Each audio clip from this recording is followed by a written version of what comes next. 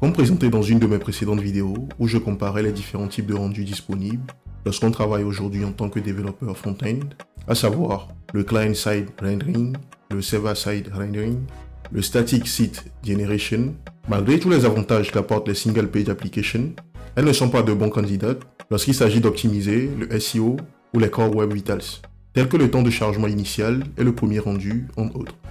Pour pallier ces limitations, les frameworks permettant de développer des applications Single Page Application offrent aujourd'hui aux développeurs des moyens de mettre en place le SSR, c'est-à-dire le Server-Side Rendering. L'objectif de cette vidéo est de se concentrer sur l'implémentation du SSR avec Angular, en explorant différents aspects du SSR, comme comprendre la configuration, la notion d'hydratation, comment garantir par exemple l'exécution d'un code uniquement côté client, etc.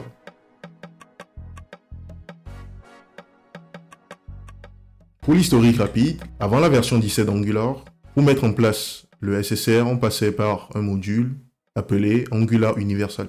Donc il s'agit d'un module tiers qui permettait de réaliser cette implémentation. La mise en œuvre du SSR nécessitait une configuration complexe, c'est-à-dire la mise en place d'une configuration de serveur et de clients distincts. Le SSR utilisait également une technique appelée l'hydratation destructive, qui pouvait altérer l'expérience de l'utilisateur. Avant la version 17 d'Angular, pour une application développée en utilisant le SSR, le processus de fonctionnement se résumait comme suit. Lorsque l'utilisateur essaie d'accéder à une page en utilisant son navigateur, le navigateur effectue une requête vers le serveur pour accéder à cette page. Le serveur répond en retournant un fichier HTML qui contient tout le contenu de la page à laquelle nous souhaitons accéder, et cela en plus d'un fichier ou de certains fichiers JavaScript. Le navigateur charge le fichier HTML en plus des fichiers JavaScript qui sont envoyés par le serveur et qui contiennent le code Angular. Après le chargement du JavaScript, c'est-à-dire du code Angular, Angular prend le relais et initialise l'application. Et dans le cas de Angular Universal, c'est-à-dire du module permettant d'implémenter le SSR avant la version 17 d'Angular, lorsque Angular reprend le relais et initialise l'application, tout le contenu de la page, c'est-à-dire le DOM, est détruit et recréé. Donc le navigateur recharge tout le contenu de la page pour activer l'interactivité. On parle dans ce cas d'hydratation destructive. Notez que par défaut, lorsque le contenu d'une page, c'est-à-dire le DOM, est généré côté serveur, il n'est pas possible à l'utilisateur d'interagir avec. C'est-à-dire que le clic sur des boutons sur ce contenu généré n'a pas d'effet par exemple. Et le processus permettant de rendre le contenu du DOM interactif pour permettre à l'utilisateur de pouvoir interagir avec est appelé l'hydratation. Donc dans le cas du Angular Universal, c'est-à-dire le module permettant l'implémentation du SSR avant la version 17 d'Angular, vu que tout le contenu du DOM est détruit, lorsque Angular reprend le relais pour initialiser le contenu de la page, on parle d'hydratation destructive. Et l'hydratation destructive peut altérer l'expérience utilisateur. Avec la version 17 d'Angular, un nouveau module permettant l'implémentation du SSR a vu le jour. Il s'agit du module Angular SSR, un module qui a été développé par l'équipe Angular elle-même et qui améliore également beaucoup l'expérience développeur en simplifiant la mise en œuvre du SSR. Pour une application développée en utilisant Angular SSR, l'accès à la page par un utilisateur afin d'interagir avec peut se résumer comme suit. Lorsqu'un utilisateur essaie d'accéder à une page en utilisant son navigateur, le navigateur effectue une première requête vers le serveur. Le serveur répond en retournant sous format HTML tout le contenu de la page à laquelle l'utilisateur essaie d'accéder, en plus de certains fichiers JavaScript. Ces fichiers JavaScript contenant du code Angular. Le navigateur charge ensuite le contenu HTML en plus des fichiers JavaScript. Angular prend ainsi le relais et initialise l'application. Et contrairement au Angular Universal où le contenu du DOM était détruit, puis recréé par l'application Angular, dans le cas du Angular SSR, Angular parcourt le DOM et ajoute les liaisons de données et les événements sans charger tout le contenu de la page, c'est-à-dire sans détruire le DOM. Ce qui permet ainsi d'avoir une hydratation non destructive, améliorant ainsi l'expérience de l'utilisateur. Il faut également noter qu'avec Angular SSR, Angular introduit aussi le cache pour éviter de télécharger certaines données qui avaient déjà été téléchargées pour charger le contenu de la page côté serveur. Donc nous verrons à quoi cela ressemble dans la partie pratique. Maintenant que nous avons une vue d'ensemble du SSR, nous allons passer à son implémentation à travers un exemple concret. Pour cela, j'ai mis en place un petit projet. Donc il s'agit d'une liste de contacts avec la possibilité d'afficher les détails d'un utilisateur, de modifier les informations d'un utilisateur, de pouvoir ajouter un nouvel utilisateur ou de supprimer, par exemple, un utilisateur de la liste des contacts. Donc, par défaut, cette application fonctionne en mode CSR, c'est-à-dire du client-side rendering. Donc, si on regarde ici le code source de la page, donc on voit que cela se résume à ceci. Donc, il ne s'agit pas du contenu complet de la page que nous avons ici. Donc, ceci est le fonctionnement par défaut de Angular ou des single page application. Donc, nous avons juste le composant root ou le tag ou la balise représentant le composant racine qui est affiché ici. Donc, nous n'avons plus rien en plus de cela. Donc, l'application se résume à une liste de contacts. Donc, on peut créer, par exemple, un nouveau contact ici. Donc, si je crée, par exemple, un contact d'auto et que je mets un numéro de téléphone ici, que je fais le submit, donc on voit que l'élément est ajouté à la fin de la liste. Donc, on peut après modifier ces informations, par exemple, et resoumettre les informations. Donc, on peut, en plus de cela, voir les détails du contact qui a été ajouté. Donc, en plus de cela, nous avons également une page qui permet de modifier ou de simuler des modifications de paramètres dans l'application. Donc, ici, on peut changer, par exemple, les informations de la langue de l'utilisateur. Et si on actualise la page, on voit que l'information est persistée ici.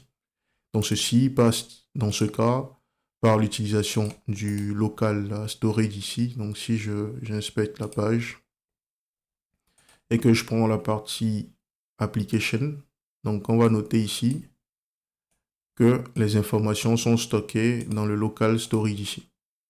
Donc, lorsque je change, que je prends le français ici, donc on va voir que l'information change dans le local storage. Donc, si je prends Spanish, donc j'ai le code associé qui est stocké dans le local storage de sorte à ce que lorsque j'actualise plus tard la page, que ces données soient conservées. Donc, nous avons également un module qui est lazy loadé ici, une page qui est lazy loadé, qui n'affiche rien de spécial. Donc, on voit que lorsque j'accède à cette page, donc nous avons un chunk qui est chargé ici, qui démontre que la page est lazy loadée.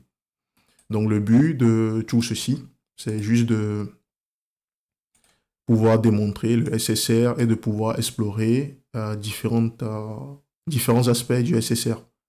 Donc, le but de ces premiers composants, c'est juste de pouvoir voir comment se passe le chargement, les appels, lorsqu'on est en mode SSR. Le settings, c'est juste pour pouvoir voir comment nous pouvons réaliser l'exécution de certains codes seulement côté client, vu que le local storage ou les composants, plutôt les variables globales comme le window ne sont pas accessibles côté serveur ou qu'on ne peut pas manipuler le DOM par exemple côté serveur. Et également avoir une idée de comment se passe le lazy loading lorsqu'on met en place le SSR. Donc c'est l'idée derrière ce petit projet.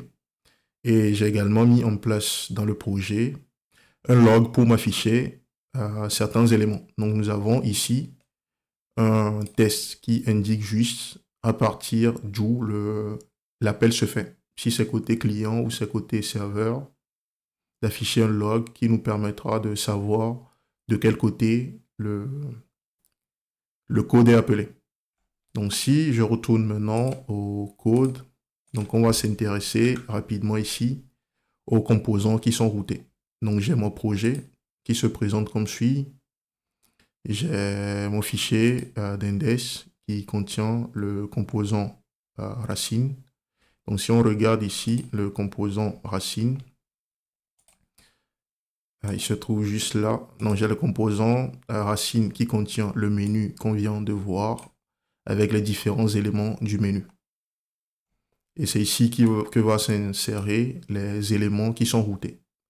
Donc si on s'intéresse à la configuration de routing, donc j'ai ici une route contacts qui contient certains éléments, des children ici. Donc nous avons le composant représentant la la page qui affiche la liste. Donc par défaut, lorsqu'on accède à /contact ici, donc on accède à cette liste par défaut. Donc c'est ce que ça veut dire. Donc si je reviens à la configuration, j'ai la page ou le composant me permettant de créer un nouveau contact. J'ai la page me permettant d'éditer un contact existant. J'ai la page représentant les settings où on peut modifier les configurations de la langue.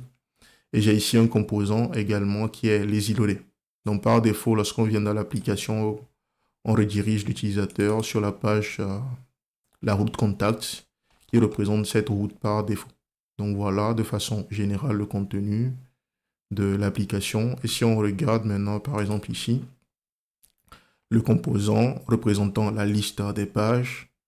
Donc ici, on injecte un service pour pouvoir effectuer des appels vers un service qui retourne une liste de contacts. Donc il s'agit de ce service. Donc on injecte ici le HTTP client pour pouvoir faire les différents appels. Donc les différents appels sont effectués vers un serveur qui tourne en local. Donc il s'agit de ce serveur qui est un serveur Express qui rend accessible une liste d'utilisateurs ou de contacts sur ce endpoint. Donc si on vérifie ce endpoint, donc on voit que nous avons accès à une liste de contacts et c'est cette liste qui est affichée dans l'application ici. Donc si nous revenons au code, donc nous avons l'injection du service ici, la réalisation de certains appels pour pouvoir afficher le contenu. Et vous allez remarquer également que ici, j'injecte le platform ID. Donc il s'agit d'une technique qui était disponible depuis les versions d'Angular inférieures à la 17. Donc dans ces versions, pour pouvoir exécuter un code côté client ou côté serveur, donc on injectait le platform ID.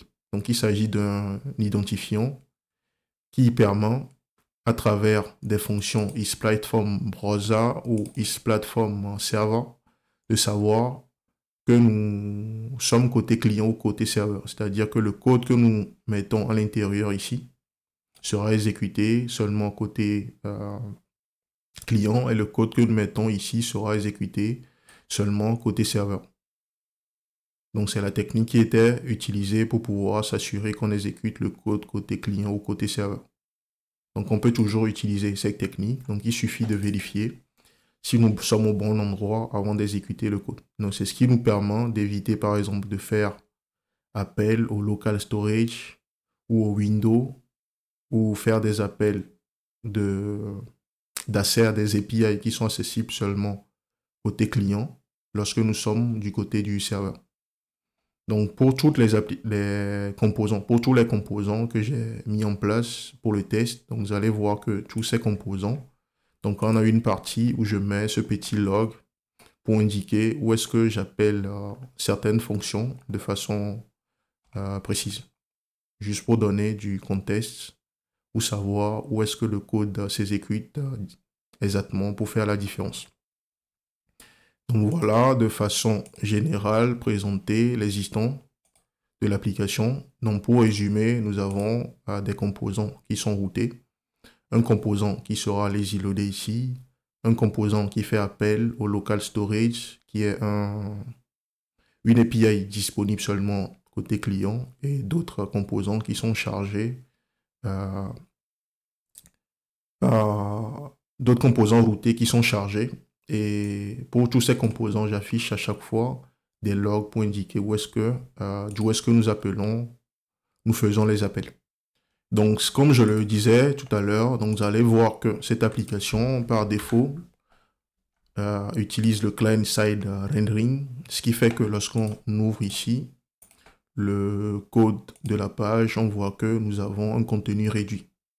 Donc, c'est de cette façon qu'index les moteurs de recherche notre page. Donc, le moteur de recherche va voir juste ça, alors que nous avons tout ce contenu. Donc, cela montre que nous n'avons pas le server-side rendering qui est mis en place. Donc, nous allons essayer maintenant de mettre en place cela et voir comment se passe la mise en place avec le Angular SSR. Donc pour ajouter le support du Angular SSR dans notre application à partir de la version 17 d'Angular, donc moi actuellement j'utilise la version pour info, donc je vais juste faire ceci. Pour info, j'utilise la version 18 d'Angular actuellement pour la démo.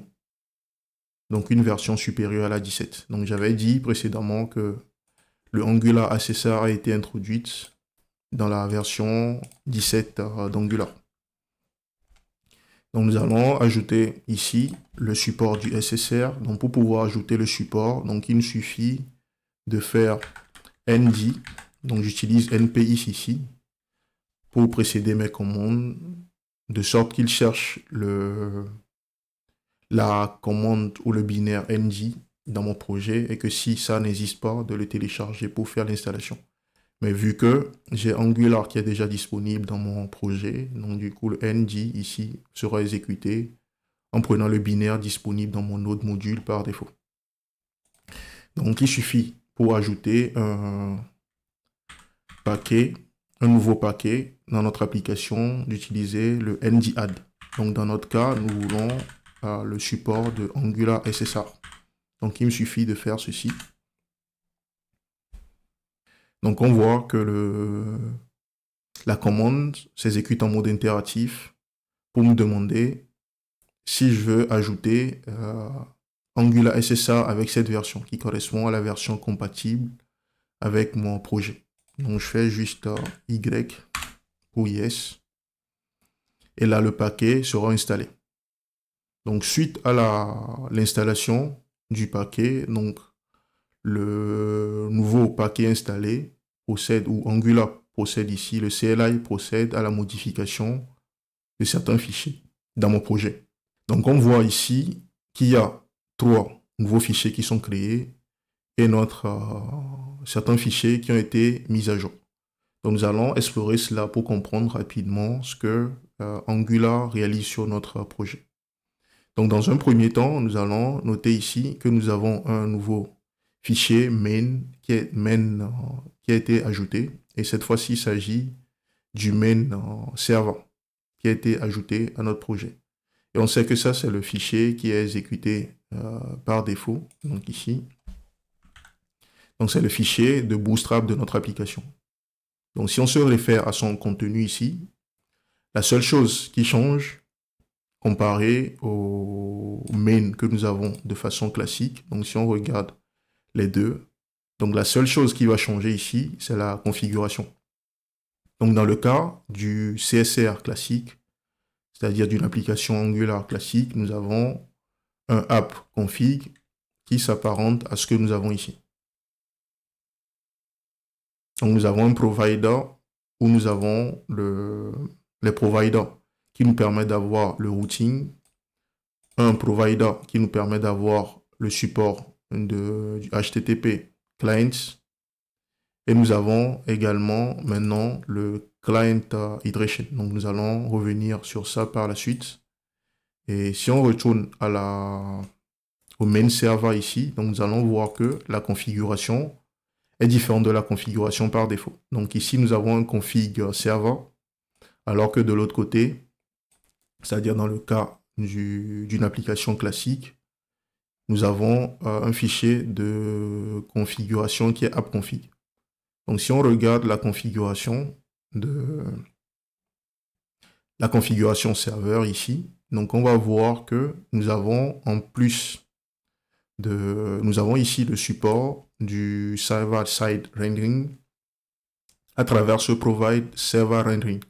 Donc c'est la particularité de la configuration. Donc, nous avons en plus de cela, on note ici que la configuration, nous avons la configuration par défaut, qui est le app config ici, qui est quand même importé et mergé avec la configuration que nous avons ici. Donc ça veut dire que le merge va permettre à ce qu'on ait à la fin la liste des providers qui sera les providers que nous avons déjà par défaut dans le cas du client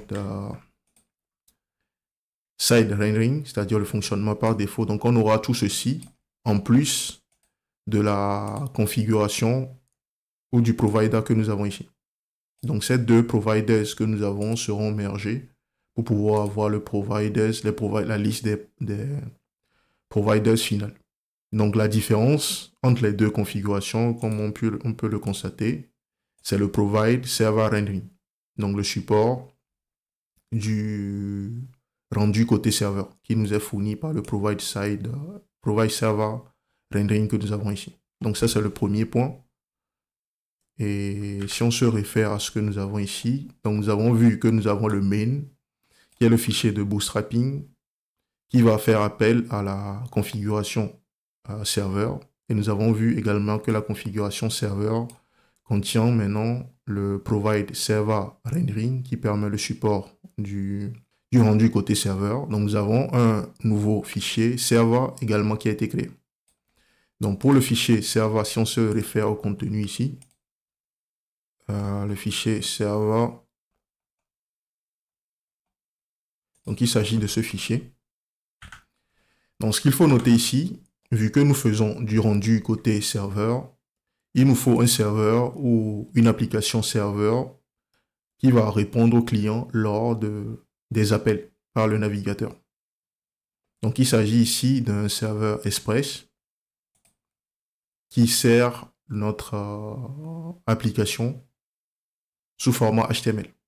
Donc le but de tout ce que nous avons ici, c'est de mettre en place un serveur Express. Et si vous connaissez ou que vous utilisez Express, vous devez être capable de comprendre un peu le code que nous avons ici.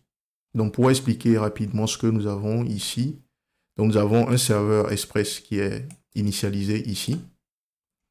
Nous avons le chemin, nous récupérons ici le chemin vers un dossier, donc le dossier de compilation finale de l'application, c'est-à-dire le dist folder. Et lors de la compilation, donc on a à la fin, comme nous le verrons tout à l'heure, deux sous-dossiers qui seront créés dans le dossier de build final ou de compilation finale, lorsque l'application serait compilée en utilisant le ngbuild. Donc il y a un dossier dist qui sera créé, qui va contenir les fichiers compilés. Donc dans ce sous-dossier, on aura un sous-dossier browser, un sous-dossier server. Donc ici, nous avons juste les chemins vers ces dossiers. Et nous avons également le fichier d'index server également, dont nous obtenons également le chemin en utilisant le join que nous avons ici. Donc on joint le chemin vers le dossier du serveur, le dossier de compilation du serveur et le nom du fichier que nous avons ici, donc le fichier d'index par défaut. Donc lorsque, pour des personnes habituées à l'utilisation d'Express, Express est capable de générer des fichiers HTML. Donc on peut l'utiliser comme un serveur Nginx classique pour générer des fichiers HTML qui seront retournés au navigateur. Donc pour pouvoir faire cela, on utilise des modules ou des engines. Donc il y en a de différents types. Mais dans le cas de Angular, donc du coup Angular a sa façon également de pouvoir générer ces fichiers en se basant sur le corps d'Angular. Donc le Common Engine ici, si nous regardons, ça provient de Angular SSR. Donc c'est un module qui nous permet de générer à la fin notre fichier HTML qui sera retourné au client. Donc on indique ici à Express que nous souhaitons générer du HTML. Que nous voulons produire du HTML à la fin. Et que pour cela, il doit chercher les fichiers représentant la vue dans ce dossier browser dist ici, dont nous lui donnons le chemin d'accès. Donc ensuite, nous pourrons utiliser notre serveur. Donc ça, il s'agit d'un appel classique ou d'une gestion de route classique sur Express. Donc le but du get ici, c'est d'indiquer que toutes les requêtes qui viendront cherche d'abord dans le dossier browser dist pour voir si tu trouveras des éléments qui correspondent ou des fichiers HTML qui répondent à la requête ou qui matchent la route à laquelle l'utilisateur essaie d'accéder. Et si tu trouves cela, retourne ça à l'utilisateur. Donc sinon, retourne le fichier index.html qui est disponible dans ce dossier par défaut. Et ici, il y a également, encore une fois, un gestionnaire des routes qui est mis en place ici. Donc, il s'agit du gestionnaire par défaut. Et encore une fois, on voit que sur cette route, c'est le Common Engine qui a été initialisé ici, c'est-à-dire qui provient du corps d'Angular, qui est utilisé pour gérer cette route. Donc, c'est lui qui va faire le rendu et retourner le bon contenu en se basant sur les routes auxquelles l'utilisateur essaie d'accéder. Donc, ça, c'est des configurations qui seront propres à Angular et qui permettront de voir ou de savoir si les éléments matchent bien avec les routes auxquelles nous essayons d'accéder ou pas.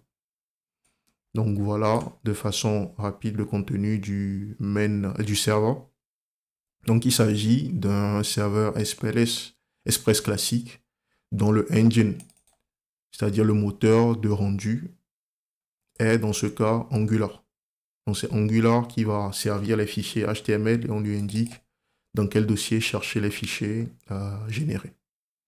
Donc en procédant ainsi, nous avons Express qui va servir notre application.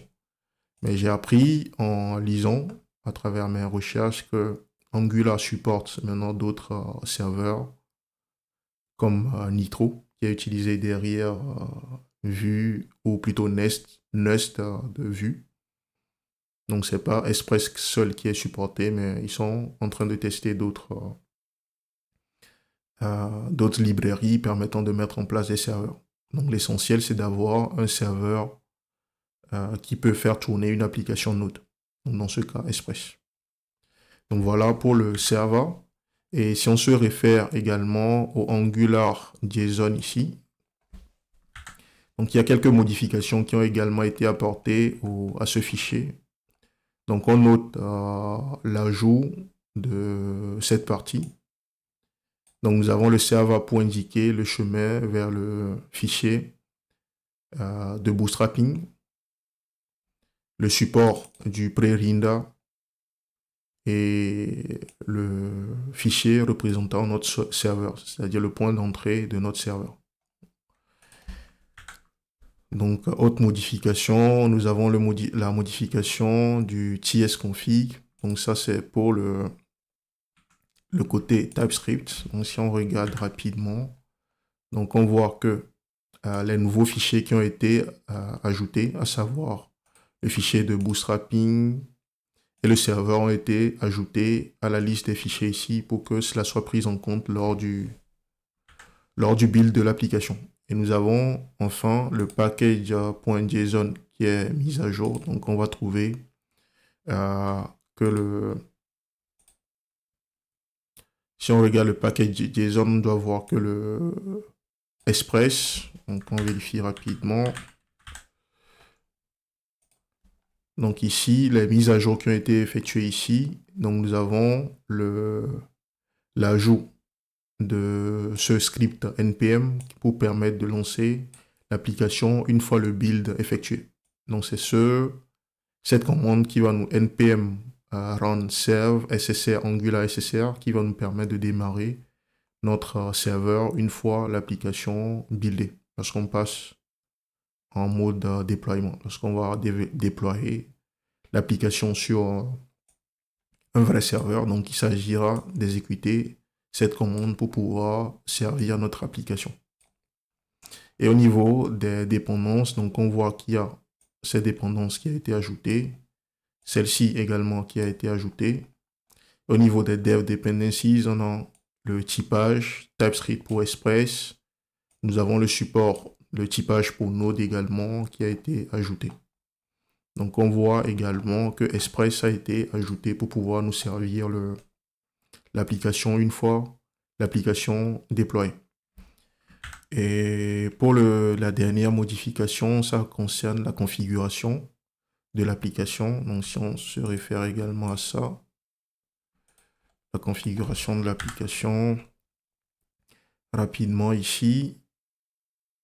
Oui, nous avons l'ajout du Provide Client Iteration. Donc, comme je le disais précédemment, avec le nouveau module Angular SSR, donc nous avons le support de l'hydratation non destructive. Donc, ceci est fourni via ce provider. Donc, c'est ce provider qui nous permet d'avoir ce support de l'hydratation non destructive. Donc, nous n'avons plus besoin de détruire complètement le DOM et de le recréer lorsque Angular reprend la main après son chargement par le navigateur. Le but étant d'améliorer l'expérience de l'utilisateur. Donc après cela, nous avons notre application qui sera fonctionnelle. Donc il nous suffit ici juste d'arrêter l'application et de la relancer. Donc je fais ceci, je relance l'application. Et comme je le disais également avant, pour pouvoir mettre en place le SSR, il fallait avoir deux configurations, une configuration côté client et c'est vous qui faites la configuration par vous-même. Et depuis la version 18 d'Angular, donc on peut démarrer les deux serveurs, à savoir le serveur de développement client et le serveur de développement du serveur à travers une seule commande. Donc précédemment, il fallait démarrer les deux de façon séparée. Mais nous avons, depuis la version 18, si je ne me trompe pas, la possibilité, à travers juste une seule commande ndserve, de servir les deux applications, à savoir le client et le serveur Express en même temps. Et cela est dû au fait que nous avons l'utilisation de Vite maintenant pour servir les applications. Donc Vite permet de servir les deux applications en une fois.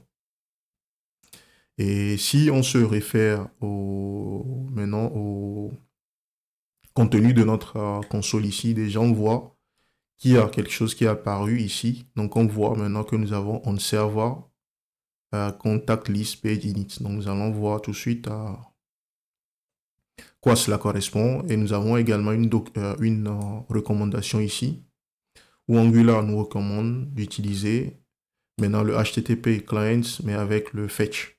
Et la raison, elle est simple, c'est parce que avec le fetch, Angular ajoute, lorsqu'on utilise le SSR, la possibilité de pouvoir mettre en cache certaines informations pour les réutiliser. Donc le provide HTTP client qu'on avait déjà au niveau de l'application, on peut la changer et lui fournir en plus de cela le with fetch pour ne plus avoir ce warning qui est une recommandation de l'équipe Angular. Donc après tout ceci, je vais dans un premier temps fermer tout ça. Et nous allons repartir de zéro dans nos analyses. Donc lorsque nous arrivons ici, je vais refaire une actualisation de la page. Lorsque j'actualise la page, donc je vois que j'ai dans le log, ici on me dit on clients, contact list page init. On me dit Angular iterated 3 components. Donc avec ces deux informations, déjà, ça veut dire qu'il y a un code qui s'exécute côté client, comme avant. Et nous avons le processus d'hydratation qui se passe toujours. Et si nous revenons maintenant ici et qu'on regarde la console, donc on voit que j'ai un onServer init qui s'affiche ici. Et le premier, c'était celui qui s'est affiché lorsque nous avons lancé premièrement l'application. Donc la raison, elle est simple, ça veut dire que derrière, il y a un code qui s'exécute côté client et un code qui s'exécute côté serveur. Donc pour vérifier cela, si je reprends juste mon composant ici, si je prends le composant list page ici, donc en réalité, le code qui s'exécute ici, il s'agit de ce code que nous avons mis en place ici. Donc nous allons voir que cela correspond ici on server contact list init. Donc il s'agit on server ici contact list page init. Donc c'est ce code qui s'exécute et comme je l'avais expliqué, c'est une façon de vérifier ou d'exécuter, de s'assurer qu'un code s'exécute côté client ou côté serveur. Et si on analyse un peu les choses, La raison, elle est simple. Lorsqu'on arrive la première fois sur la page, il y a le ng-on-init du composant routé qui est appelé. Et lorsque ceci est appelé, vu que ce code est exécuté côté serveur dans un premier temps pour générer le contenu de la page, ça veut dire que tout le code ici sera joué côté serveur dans un premier temps. Et vu que les différents hooks seront exécutés comme si la page s'exécutait vraiment, cela explique le fait que le ng-onInit s'exécute ici. Et lorsque cette partie s'exécute, donc lorsqu'on sera du côté du serveur, ce code va s'exécuter. Ce qui explique ce que nous avons dans la console ici. Et une fois l'initialisation terminée, le rendu final sera retourné à l'utilisateur, c'est-à-dire au client. Et une fois côté client, comme nous l'avons vu ou je l'ai dit précédemment, donc il y a le code HTML qui sera envoyé au client dans un premier temps. Et le JavaScript représentant Angular va s'exécuter pour reprendre la main. Et lorsque Angular va reprendre la main, donc les composants seront initialisés de nouveau. Et là, le code doit s'exécuter encore une fois côté client, une fois, pour pouvoir faire l'hydratation, etc. Donc en s'exécutant, le init va encore s'exécuter côté client une fois. Et c'est en ce moment que nous avons ce message qui sera affiché du côté du client. Donc ce qui explique que nous avons onClient ici avec le bon message. Et du côté serveur, nous avons également le onServer avec ce message qui est affiché à l'utilisateur. Donc si nous retournons sur le serveur ici et que nous regardons le code source de la page cette fois-ci, donc on voit que maintenant nous n'avons plus juste une page avec un petit contenu, mais nous avons une page avec tout le contenu de notre page. Donc on voit ici que nous avons des tbody qui représentent par exemple notre tableau ici. Donc nous avons des éléments qui sont bien présents ici. Donc tout le contenu de la page est bien présent ici. Donc il s'agit de tout ce contenu. Donc autre chose également à savoir, lorsqu'on fait le SSR, Angular essaie de mettre en cache des données dont la page a besoin pour être chargée. Donc dans ce cas, nous sommes censés faire une requête pour récupérer une liste d'utilisateurs côté serveur. Donc ce que Angular fait derrière, c'est qu'il récupère cette liste et l'envoie avec la page directement. Et l'idée, c'est d'éviter de refaire cette même requête côté client lorsque Angular va reprendre le dessus. Donc si on se réfère au contenu de la page, donc vous allez voir que tout en bas de la page ici, nous avons un script qui est du application.json, c'est-à-dire un fichier JSON qui est chargé avec la page. Et si vous voyez le contenu ici, ça correspond exactement à ce que nous avons récupéré du côté du serveur tout à l'heure lorsque j'avais ouvert lorsque j'avais fait ceci. Lorsque j'avais fait, si je reviens ici, donc il s'agit de ce qui est retourné par cette requête. Donc ça. Donc si on regarde ça dans notre navigateur, donc on voit que ce que nous avons ici, ça correspond exactement à ce qui nous est retourné à la fin de la page ici, ce que nous avons en plus ici. Donc ça, c'est la technique qui est utilisée par Angular pour pouvoir récupérer les données et les cacher, les mettre en cache. Donc l'idée, c'est que, vu que ce code, donc si on se réfère à ce que nous avons ici, vu que ce code, le code que nous avons mis en place ici, il y a une partie où nous faisons un appel pour récupérer une liste d'utilisateurs. Lorsqu'on sera côté serveur, le temps de générer le contenu de la page, on va faire cette requête une fois. Et si on ne le met pas en cache ou qu'on ne le stocke pas quelque part, ça veut dire qu'une fois que le code sera dans le navigateur et que Angular va reprendre la main, nous allons également refaire cette requête une deuxième fois. Donc pour les raisons de performance et pour gagner du temps et charger rapidement les choses, donc Angular met ceci en plus du contenu de la page pour éviter de refaire ce chargement. Donc si nous faisons 10 requêtes, il mettra ces 10 requêtes en plus du contenu de la page pour y accéder facilement et éviter de refaire une autre requête pour récupérer le contenu au premier chargement. Donc, il faut noter que ceci se fait juste au premier chargement de la page.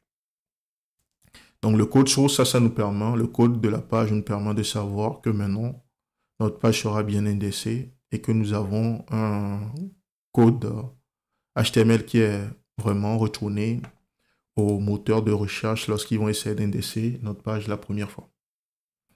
Et si on continue dans notre analyse, donc si je me réfère à la partie serveur ici, donc je vais juste réactualiser la page. Donc on voit ici que j'ai des chunks lorsque j'accède la première fois à la page. Donc j'ai des chunks qui me sont retournés. Donc il s'agit des différents fichiers JavaScript qui vont reprendre le dessus sur la page. Et lorsqu'on voit le contenu ici de cette requête, si j'analyse un peu le contenu ici, est-ce que je vais désactiver juste le cache ici, je réactualise ma page. Donc si on se réfère au contenu, donc on voit que j'essaie d'accéder à la route contact. Donc la première requête me retourne quelque chose. Et si je regarde dans le preview, donc on voit que c'est bien une page HTML complète qui m'est retournée. Donc il s'agit bien de cette page qui m'est retournée. Donc ça montre encore une fois que le SSR fonctionne et que lorsque j'essaie d'accéder à une route, c'est le contenu de cette page ou de cette route qui m'est retourné sous format HTML. Donc si on voit ici et qu'on regarde le contenu, donc on voit que c'est un contenu de type HTML. Donc ensuite, nous avons une requête qui est effectuée pour récupérer les CSS et tout ça. Mais l'essentiel de ce qui nous intéresse ici, c'est la première requête ici. Et autre chose également, lorsque je fais la même chose, supposons que je veille maintenant sur la page pour la création, que je fasse encore la même chose. Donc la première requête, c'est pour récupérer la donnée se retrouvant sur cette route. Donc si on regarde ici, donc on voit encore une fois dans la preview que c'est une page HTML qui m'est retournée. Et là, la page n'est pas colorée parce qu'il n'y a pas le CSS qui est associé à cela, mais c'est une page HTML qui m'est retournée également. Donc ça montre encore une fois que le SSR fonctionne. Maintenant, le côté important sur lequel j'aimerais attirer l'attention, c'est la partie settings. Donc ici, lorsque je viens sur cette page, que j'actualise cette page, et qu'on regarde encore une fois le contenu, donc ici, si je me réfère à ce que nous avons côté serveur, donc on me dit ici que j'accède à la page settings et que je fais l'initialisation de ce composant. Donc ici, nous allons aller sur cette page et regarder un peu à quoi elle ressemble en termes de code. Donc lorsque j'accède à cette page, donc j'ai un petit formulaire ici. J'ai l'injection du platform ID pour pouvoir savoir d'où est-ce que j'ai fait la requête. Donc à l'initialisation, on initialise le formulaire. Donc on récupère ici la langue de l'utilisateur. Donc si on se réfère au getLanguage ici, donc il s'agit d'une fonction qui fait appel au local storage. Or, le local storage n'est pas accessible côté serveur. Donc pour éviter d'avoir un message d'erreur, c'est pour cette raison qu'on protège ici l'appel au GET, donc le get local storage. Donc c'est pour cette raison qu'on protège l'accès au local storage par cette fonction. Le but de cette fonction, c'est de s'assurer que ce code s'exécute seulement côté client.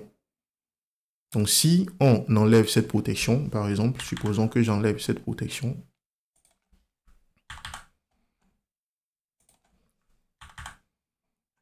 Et que je fais un save.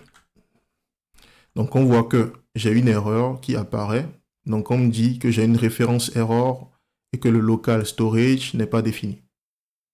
Parce que le local storage n'est pas défini côté serveur. Et la raison, c'est parce que ce code va s'exécuter dans un premier temps côté serveur pour nous retourner ce contenu. Pour pouvoir récupérer la valeur de la langue de l'utilisateur.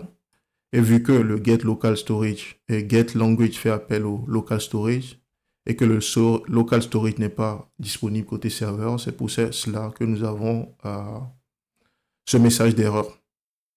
Donc pour éviter cela, c'est pour cela qu'on doit wrapper ceci dans des fonctions qui nous permettent de vérifier que nous exécutons bien le code là où le code est censé s'exécuter. Surtout lorsqu'on accède à des API qui sont seulement présents côté client ou côté serveur. Il faut noter que pour faire la même chose, Angular nous fournit maintenant certains hooks comme le after next render ou le after render que vous pouvez également utiliser pour wrapper l'appel à des fonctions qui sont effectuées de cette façon. Donc l'attention à apporter ici, c'est que le after next render et le after render sont des hooks qui fonctionnent de la même façon que le inject. C'est-à-dire qu'on peut les utiliser seulement dans le contexte d'injection du composant. Donc soit à l'initialisation d'une variable d'un attribut du composant, comme ici, ou soit l'utiliser dans le constructeur. Mais on ne peut pas l'utiliser en dehors du constructeur. Et s'il faut l'utiliser en dehors du constructeur, il faut lui passer dans ce cas ce qu'on appelle l'injecteur pour qu'il n'y ait pas d'erreur. L'autre chose aussi à savoir, c'est que le after next render est à utiliser lorsque vous voulez exécuter quelque chose une seule fois après le chain detection, donc un peu comme le NG on it. Et le after render est à utiliser lorsque vous voulez exécuter un code à chaque fois qu'il y a un chain detection, donc à utiliser avec précaution. Donc, vous pourrez consulter la documentation de ces deux hooks pour avoir une idée de leur utilisation ou de comment les utiliser. Donc, sinon, vous pouvez directement vous baser sur la technique du ISPlatform Browser et du ISPlatform Server, comme je l'ai fait ici, pour pouvoir exécuter des codes spécifiques à l'un de ces environnements. Donc, une dernière chose que nous allons faire ici, vu que nous avons exploré presque l'essentiel. Donc, dans le cas du lazy loading, c'est pareil. Donc, je viens ici. Le code. Oui, une chose importante aussi que j'ai oublié de mentionner. Vous allez voir que lorsque Angular reprend le dessus, donc du coup, le mode SSR n'est plus... L'exécution du code côté serveur ne se passe plus. Donc, c'est un point très important aussi à savoir que le SSR ou l'utilisation du serveur se passe seulement lorsqu'on charge la page de cette façon. Donc, lorsqu'on essaie d'y accéder la première fois, c'est seulement dans ce cas que le serveur intervient. Mais lorsque Angular prendra le dessus, donc lorsqu'on va accéder par exemple aux settings, vous verrez qu'on n'aurait plus le log côté serveur. Mais on l'aura seulement lorsqu'on actualise la page ou qu'on essaie d'y accéder la première fois. Donc, c'est un facteur très important également. Donc, c'est le dernier point. Et enfin, pour le lazy loading, donc il me suffit pour vérifier cela, d'afficher le network, d'actualiser la page. Et on va voir que le chunk représentant le composant sera bien chargé dans ce cas. Donc, il s'agit de ce chunk. Donc, la même chose, en supposant que je suis ici. J'actualise la page. Je viens ici, donc c'est ce chunk qui est chargé avec le 2O. Donc je suis ici, j'actualise la page. Donc on va voir que j'ai ce chunk qui est chargé. Donc en mode SSR, le lazy loading continue par marcher normalement et nous n'avons pas de message d'erreur ici. Donc une dernière chose avant de terminer cette partie, c'est que beaucoup de personnes se posent la question: comment se passe le déploiement d'une application SSR qui fonctionne en mode SSR? Donc pour le déploiement ici, il me suffit de faire d'abord le build de l'application. Donc je fais npm run build ici. Je regarde ici dans le package.json. Donc dans un premier temps, je fais le build de l'application. Donc je fais npm run build.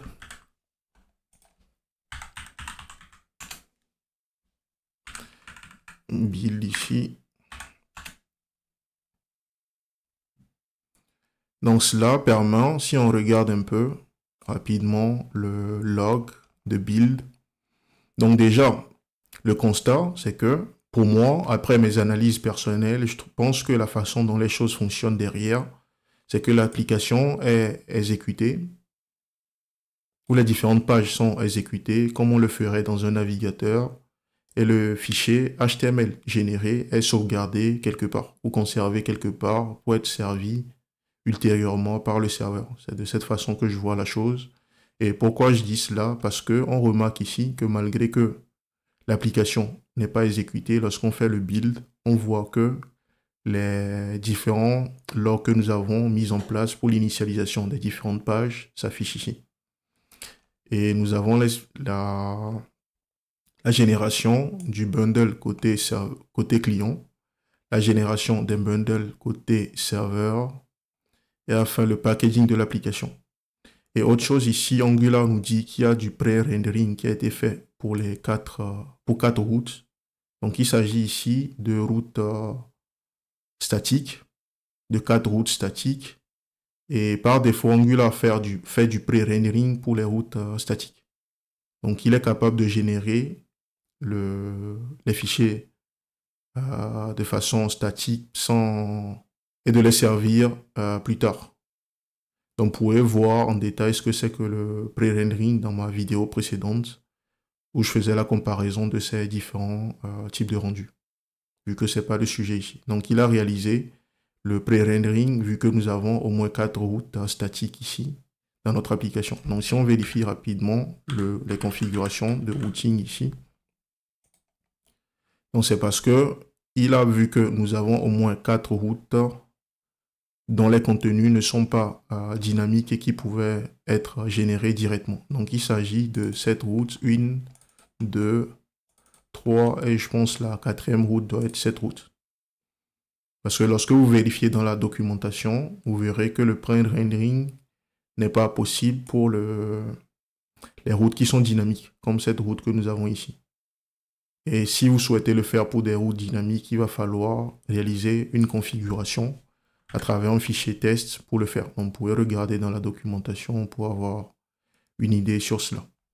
Donc, le point important dont je voulais parler, c'était le déploiement. Donc ici, on peut arrêter. J'ai déjà arrêté le serveur qui faisait tourner l'application. Donc, en supposant que nous souhaitons déployer cette application en production, il nous suffit d'exécuter la commande que nous avons ici. D'exécuter cette commande. Donc, il suffit de faire node, ceci, pour pouvoir lancer notre application en production. Donc, si je fais ceci, donc on voit qu'il nous dit qu'il lance un serveur sur ce port. Donc, si je copie ce lien et que je l'ouvre déjà, notre application ne fonctionne plus parce que j'ai arrêté le serveur de développement. Donc, si je mets cette fois-ci le lien qui nous est fourni, donc on voit que notre application tourne maintenant. Donc, c'est comme si j'avais fait un déploiement de mon application et que mon application est accessible sur ce port. Donc, cela explique pourquoi, pour des applications fonctionnant en mode SSR, nous avons besoin de nodes pour pouvoir les faire tourner, ou d'Express pour pouvoir les faire tourner. Donc, dans ce cas, nous lançons l'application et c'est un serveur Express ici qui fait le travail derrière pour nous retourner, pour nous servir l'application. Donc, c'est pour cela que nous avons besoin d'un serveur, un vrai serveur sur lequel tourne Node pour pouvoir servir en production une application utilisant le SSR. Donc, c'est l'un des inconvénients, si je peux dire ça comme ça, du SSR, le besoin d'avoir un serveur pour servir l'application. Parce que dans les cas de client-side rendering, c'est-à-dire dans une application classique, on n'a pas besoin de ce serveur. Donc, il suffit, par exemple, de mettre l'application sur un CDN et de le servir comme un fichier HTML classique, sans avoir besoin de Node, par exemple. Donc, on aurait pu réaliser cela dans le cas du CSR en utilisant juste du Nginx, par exemple.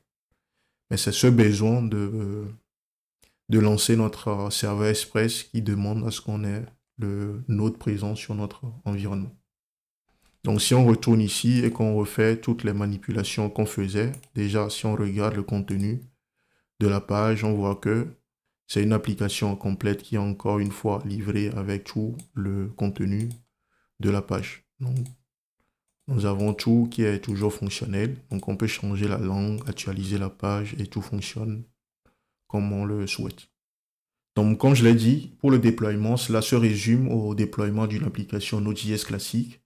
Et j'avais fait une précédente vidéo sur ma chaîne sur le sujet que je mettrai en description également de cette vidéo si vous souhaitez la consulter, où je montre comment déployer une application Express développée avec Node.js en utilisant Docker Compose. Donc vous pouvez consulter cette vidéo si vous souhaitez savoir comment déployer votre application en utilisant Docker par exemple.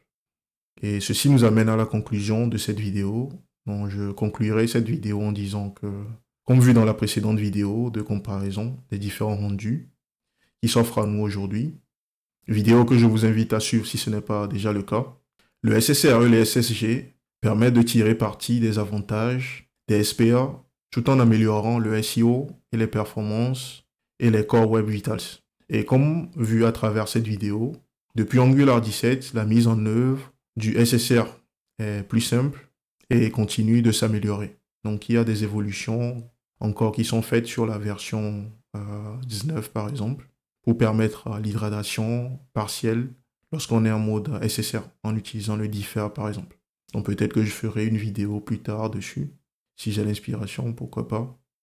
Autre aspect important à prendre en compte, c'est que le SSR n'est pas une solution universelle et peut ne pas être adapté à vos besoins ou aux besoins d'une application spécifique. Donc pour cela, avant de l'adopter, il est important d'évaluer les avantages et les inconvénients, comme la nécessité d'avoir un serveur pour faire le rendu constant de l'application, ce qui n'était pas le cas avec des applications classiques utilisant le client-side rendering. J'espère vous avoir apporté les éléments nécessaires pour vous permettre de développer votre prochaine application Angular en utilisant le SSR. J'espère que vous avez également appris quelque chose de nouveau à travers cette vidéo. Si c'est le cas, n'hésitez pas à la liker et n'hésitez pas à la partager autour de vous afin d'améliorer la visibilité de la chaîne et de permettre à d'autres personnes de découvrir ces contenus que je partage. D'ici là, portez-vous bien.